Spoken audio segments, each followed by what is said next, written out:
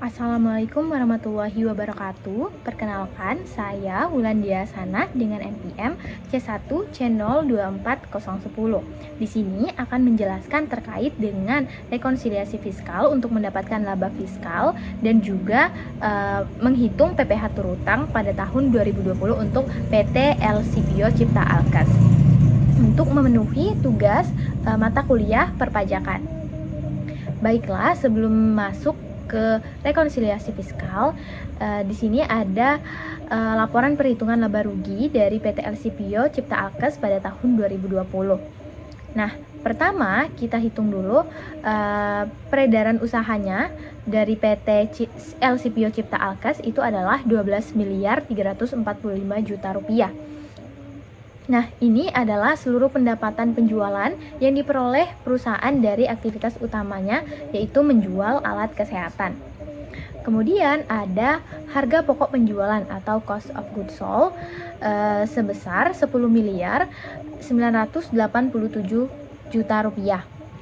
Nah, kemudian dari peredaran usaha dikurangi dengan HPP, kita peroleh laba bruto sebesar 1.358 juta rupiah. Nah, laba bruto ini menunjukkan keuntungan perusahaan sebelum dikurangi dengan biaya operasional. Nah, kemudian perusahaan itu mengeluarkan biaya usaha lainnya atau operating expense sebesar 676,5 juta rupiah. Nah, biaya ini meliputi ada biaya administrasi, gaji, listrik, telepon, promosi, dan lain sebagainya. Nah, nantinya setelah laba bruto dikurangi dengan seluruh biaya usaha, maka akan diperoleh penghasilan neto dari usaha sebesar 681,5 juta rupiah.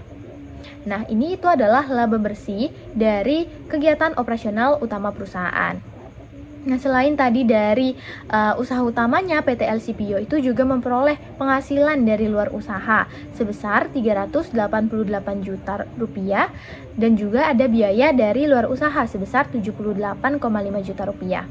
Maka dari penghasilan luar usaha dikurangi dengan biaya di luar usaha, diperoleh penghasilan neto dari luar usaha sebesar 309,5 juta rupiah.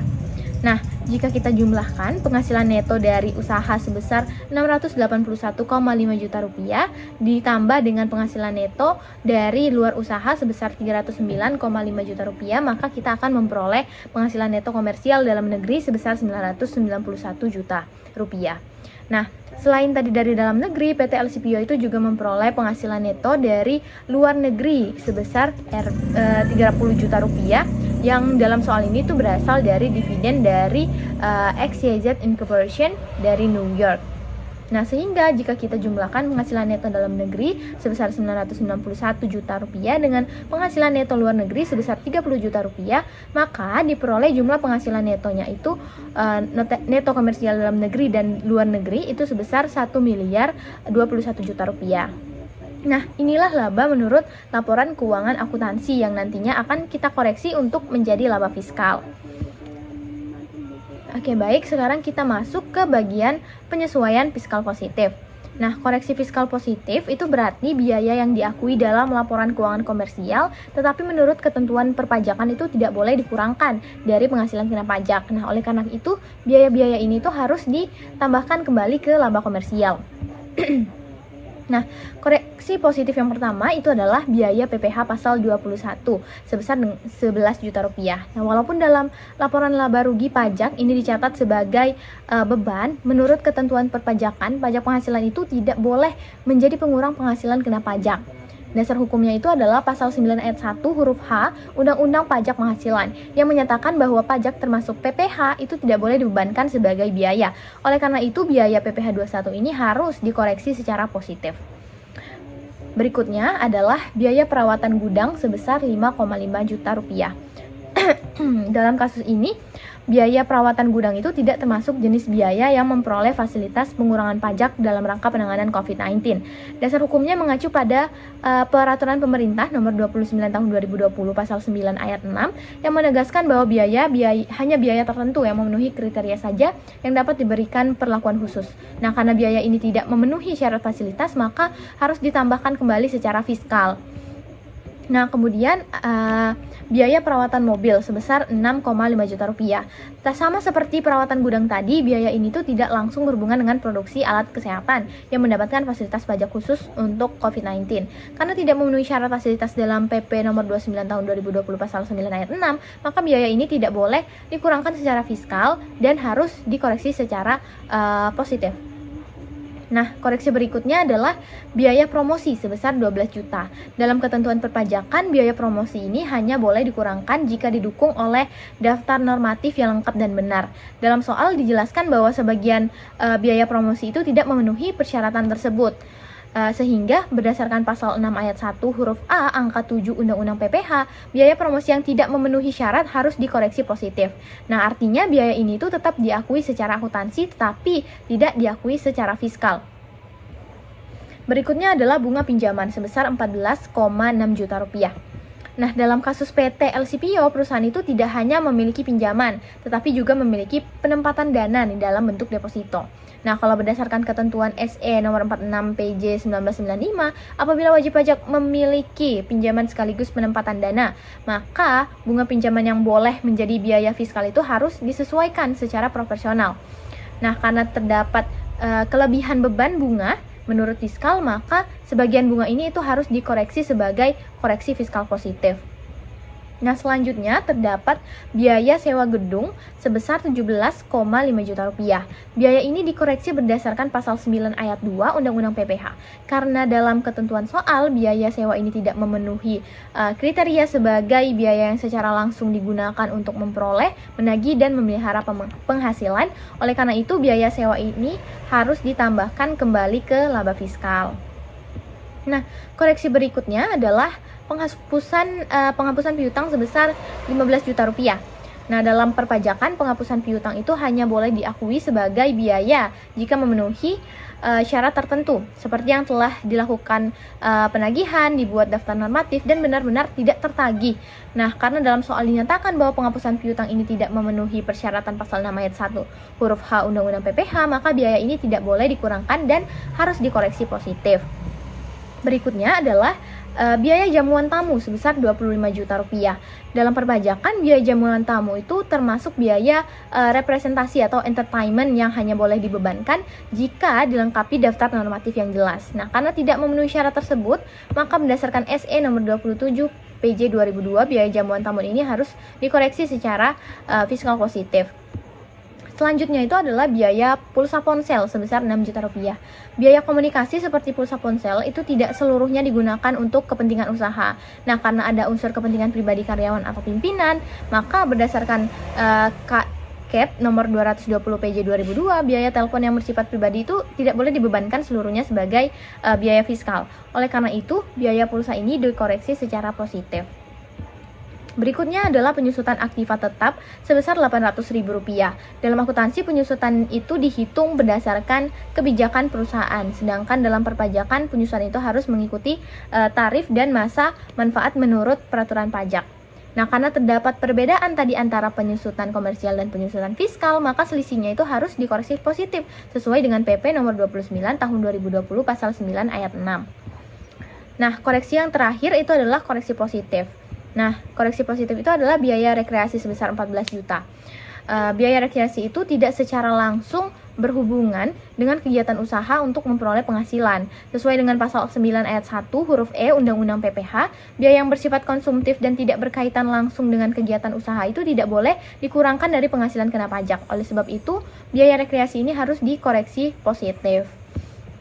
Nah, setelah seluruh biaya yang tidak boleh dikurangkan dijumlahkan, maka total penyesuaian fiskal positif PT LCPO itu adalah sebesar Rp127.900.000. Nah, jumlah ini kemudian akan ditambahkan kembali ke laba komersial sebelum masuk ke tahap pengurangan fiskal. Nah, setelah tadi kita sudah membahas seluruh penyesuaian fiskal positif, sekarang kita lanjut ke penyesuaian fiskal negatif. Nah, koreksi negatif itu adalah penghasilan yang diakui secara akuntansi, tetapi menurut pajak tidak termasuk objek pajak atau sudah dikenakan pajak final, sehingga harus dikurangi dari laba komersial. Nah, koreksi negatif yang pertama itu adalah dividen dari PT Alfa Alkes sebesar 170 juta. Nah, dividen ini dikurangi dari penghasilan kena pajak karena berdasarkan pasal 4 ayat 3 Undang-Undang PPH, junto pasal 111 UU Cipta Kerja, dividen yang diterima wajib pajak badan itu dikecualikan dari objek pajak apabila diinvestasikan kembali di wilayah Indonesia. Nah, karena dalam soal disebutkan bahwa dividen ini diinvestasikan di dalam negeri, maka tidak dikenakan PPh badan dan harus dikoreksi negatif. Nah, berikutnya itu adalah sewa kendaraan dari BNPB sebesar 16 juta. Penghasilan ini tuh mendapatkan fasilitas perpajakan khusus dalam rangka penanganan COVID-19. Karena dasarnya itu ada PP nomor 29 tahun 2020 pasal 9 ayat 1 dan 2 yang memberikan pembebasan atau perlakuan khusus atas penghasilan tertentu dari transaksi dengan instansi pemerintah dalam rangka COVID-19. Nah, oleh karena itu penghasilan ini dikurangkan dari penghasilan fiskal. Nah, selain kendaraan, tadi terdapat juga sewa gudang dari BNPB sebesar 90 juta rupiah. Perlakuannya sama karena transaksi ini tuh juga termasuk dalam transaksi pemerintah untuk menanggulangan COVID-19 sehingga mendapatkan fasilitas berdasarkan PP nomor 29 tahun 2020, maka penghasilan ini juga dikoreksi negatif. Nah, selanjutnya itu ada dividen dari XYZ Incorporation di New York sebesar 30 juta. Nah, walaupun berasal dari luar negeri ya, karena dividen ini diinvestasikan kembali di Indonesia, maka berdasarkan pasal 4 ayat 3 Undang-Undang PPh junto pasal 111 UU Cipta Kerja, dividen ini tuh dikecualikan dari objek pajak. Nah, oleh sebab itu jumlah ini dikurangkan sebagai koreksi fiskal negatif. Nah, kemudian ada laba penjualan tanah sebesar 25 juta. Penghasilan dari penjualan tanah itu termasuk objek pajak penghasilan final sesuai dengan pasal 4 ayat 2 huruf D Undang-Undang PPh. Karena sudah dikenakan pajak final, maka tidak boleh lagi digabungkan dalam perhitungan PKP dan harus dikoreksi negatif. Kemudian terdapat jasa giro nih dari BNI sebesar Rp800.000. Jasa giro itu merupakan objek PPh final sesuai pasal 4 ayat 2 huruf A Undang-Undang PPh. Nah, karena sudah dipajaki nih secara final oleh bank, maka harus dikeluarkan dari perhitungan pajak badan sehingga menjadi koreksi negatif. Nah, selanjutnya itu adalah bunga deposito dari BNI sebesar 4,8 juta rupiah. Sama seperti jasa giro, bunga deposito itu juga dikenakan PPh final berdasarkan pasal 4 ayat 2 huruf D Undang-Undang PPh sehingga dikoreksi negatif. Yang terakhir adalah tambahan pengurangan penghasilan sebesar 15 juta rupiah, 15.450.000 rupiah. Ini berasal dari fasilitas super deduction 30% atas biaya produksi alat kesehatan COVID-19. Nah, dasarnya itu adalah PP nomor 29 tahun 2020 pasal 3 ayat 1. Perhitungannya adalah 30% dikali dengan 51.500.000 rupiah. Hasilnya adalah 15.450.000 rupiah. Nah, jumlah ini tuh secara khusus diberikan sebagai pengurang tambahan dari penghasilan kena pajak. Nah, setelah seluruh koreksi negatif itu dijumlahkan, maka jumlah penyesuaian fiskal negatif itu adalah Rp352.050.000 rupiah. Nah, setelah menggabungkan nih laba komersial dengan seluruh koreksi fiskal positif dan dikurangi dengan koreksi fiskal negatif, maka kita memperoleh penghasilan neto fiskal sebesar Rp796.850.000 rupiah. Nah, inilah laba perusahaan menurut ketentuan perpajakan. Nah, karena pada tahun ini perusahaan itu tidak memiliki kompensasi kerugian fiskal dari tahun-tahun sebelumnya, maka nilainya itu nihil. Nah, maka penghasilan neto fiskalnya itu sama dengan penghasilan kena pajak, yaitu Rp796.850.000 rupiah. Nah, PKP inilah yang nantinya akan menjadi dasar pengenaan pajak penghasilan badan. Nah, untuk tahun pajak 2020 kita menghitungnya adalah dengan kita menghitung dulu pajak untuk bagian yang mendapat fasilitas PPh. Dengan cara yang pertama kita hitung 4,8 miliar rupiah dibagi dengan peredaran brutonya 12 miliar 345 juta rupiah. Kemudian kita kalikan dengan penghasilan kena pajaknya yaitu Rp796.850.000 rupiah. Nah, kemudian hasilnya kita kalikan dengan 50% dikali dengan 22%. Nah, selanjutnya kita hitung pajak untuk sisa penghasilan yang tidak mendapatkan fasilitas PPh dengan cara tadi mengurangkan penghasilan kena pajak dengan PPh terutang yang mendapat fasilitas PPh, nantinya hasilnya dikali dengan 22%. Nah, nanti dapat hasilnya adalah 141.225.445 rupiah. Selanjutnya kita perhitungkan kredit pajaknya, yaitu pajak yang sudah dibayar atau dipotong oleh pihak lain selama tahun berjalan. Nah, kalau dari PT LCPO itu adalah dari PPh pasal 22 yang telah dipungut oleh Bank Mandiri sebesar Rp26.093.750 rupiah. Terus ada PPh pasal 23 yang telah dipotong pihak lain sebesar 128.000 dan juga ada PPh pasal 25 yang telah dibayar sebesar 45 juta. Dan ada STP PPh pasal 25 untuk masa Oktober sampai dengan Desember 2020 yang belum dilunasi sebesar 16 juta rupiah. Nah, jadi total seluruh kredit pajak yang dimiliki perusahaan itu adalah sebesar Rp87.721.750. Langkah terakhirnya adalah membandingkan PPh terutang dengan kredit pajak. Perhitungannya adalah Rp141.225.445 dikurangi dengan Rp80.221.750. Hasilnya adalah Rp54.3.695. Nah, karena pajak terutangnya lebih besar daripada kredit pajak, maka posisi PT LCPO adalah PPh kurang bayar sebesar Rp54.3.695, yang berarti perusahaan masih memiliki kewajiban pajak yang harus disetor ke negara.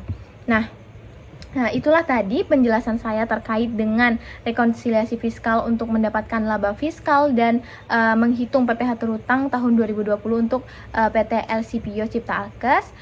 Terima kasih. Wassalamualaikum warahmatullahi wabarakatuh.